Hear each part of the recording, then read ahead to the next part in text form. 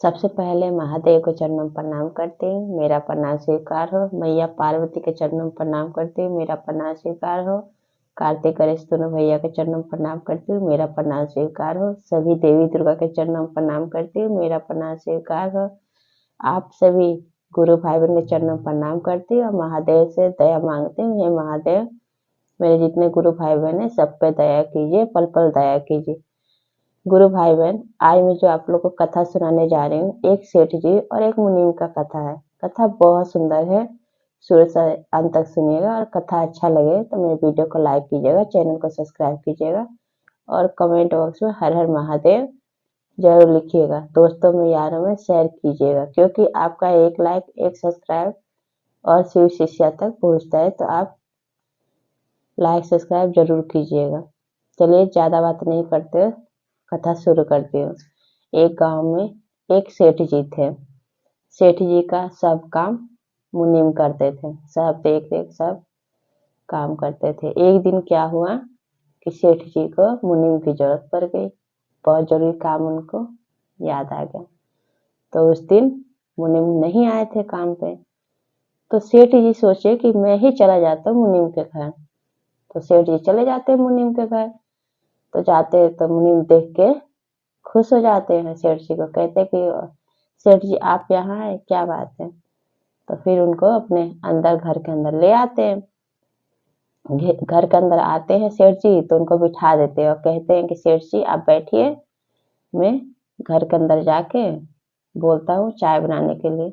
मेरे घर में मैं अपनी माँ से बोलता हूँ चाय बनाने के लिए। तो सेठ जी बैठ जाते हैं।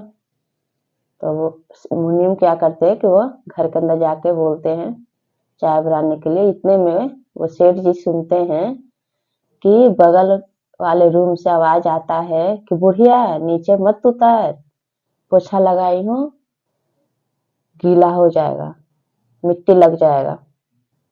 तो ये बात सुन के सेठ जी को बहुत बुरा लगा। कहते कि बगल वाले रूम में कौन रहता होगा, कौन होगा।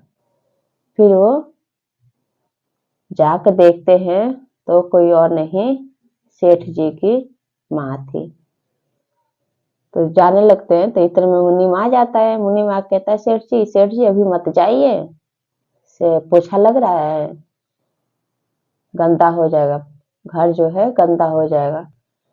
तो मुनीम को सेठ जी को बहुत बुरा लगता है, बहुत दुखी होते हैं। वो गुस्से में उठ के चले जाते हैं बगल वाले रूम से। जाकर देखते हैं तो वहां पे नौकरानी इनकी माँ को, मुनीम की माँ को कह रही कि बुढ़िया तू नीचे मत उतर, नहीं तो दाग लग जाएगा, पैर की मिट्टी का छाप लग जाएगा, मुझे फिर से पोछा लगाना पड़ेगा। तो जाके सेठ जी उनका पैर छू के नमस्ते बोलते हैं। तो कहते हैं कि माँ जी, वो पूछते हैं, मुनीम कहते हैं कि ये मेरी माँ है। तो ये कहते हैं सेठ जी मुनीम की माँ से कि माँ जी आपने चाय पी लिया। तो कहते कि नहीं बेटा, मैंने अभी चाय नहीं पिया है। तो क्या होता है कि कहते हैं सेठ जी मुनीम की माँ से कि माँ जी चलिए, मेरा भी चाय आने वाला है, आपका भी चाय आने वाला है, हम दोनों मिलके चाय पी लेते हैं। तो वो कहती है उसकी माँ कि नहीं नहीं बेटा, मैं अभी नहीं पीऊंगी, मैं बाद में पी लूंगी, देख नहीं रहे पोछा लग रहा है। तो जो सेठ जी जाते हैं अपना जूता पहन के, तो नीचे जमीन पे गंदा लग जाता है, जूता का छाप लग जाता है। तो मुनीम कहता है अपनी नौकरानी से कि रेखा जरा यह पोछा लगा दो। नौकरानी का नाम रेखा होता है। तो क्या कहते हैं सेठ जी, वो जब उसकी माँ मना कर देती है मुनीम के, तो सेठ जी कहते हैं कि मुनीम ऐसा करनी, इस बुढ़िया को चाय यहीं पे ला के दे दो, ये बुढ़िया यहीं पे पी लेगी।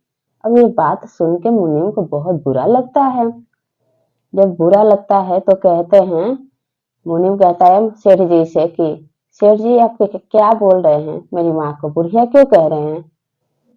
तो सेठ जी कहते मुनीम से कि मुनीम क्यों, जब ये नौकरानी बोल सकती है तो माँ को बुढ़िया, तुम बुढ़िया बोल सकते तो मैं क्यों नहीं बोल सकता हूँ। हाँ, ये नौकरानी, नौकरानी को तुम ही ने सह दिया है ना। तुम्हारी माँ को बुढ़िया बोल रही है, हैं?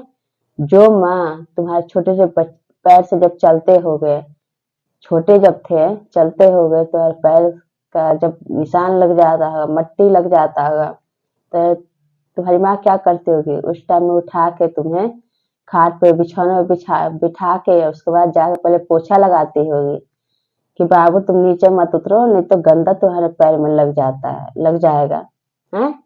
पैर का निशान देख देख के खूब हंसती होगी, खिलखिला के कितना अच्छा लगे, वो सुहाना समय भूल गए अपना जो था तब।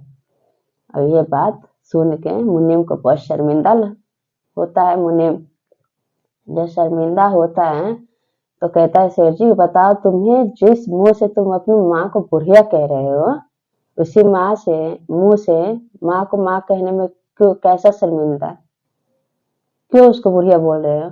बताओ, घर की तुम्हारी नौकरानी जिसको तुमने रखा है, जिसको तुम पैसा देकर घर का काम करने के लिए कह रहे हो, वो तुम्हारी माँ को बुढ़िया बोल रही है। ऐसा ये गलत नहीं है? तुम्हें समझ नहीं है? अपनी ही माँ जो हमें जन्म देती है, जो हमें जीवन देती है, हाँ?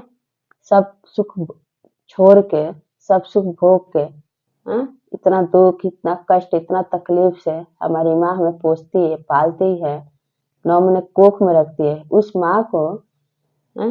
बुढ़िया तुम बोल रहे हो, ये गलत नहीं है? तो ये सब जब सेठ जी बोलते हैं, मुनीम को शर्मिंदा होने लगता है। तब से महादेव की कृपा से, उनकी दया से मुनीम का बुद्धि विचार सही हो जाता है और वो उसी समय उस नौकरानी को घर से बाहर निकाल देता है। मुनीम हंसी खुशी से मुनीम और उसकी माँ दोनों रहने लगते हैं। इधर सेठ जी भी अपने घर चले आते हैं, जिस काम से आते हैं वो पूरा करके चले आते हैं।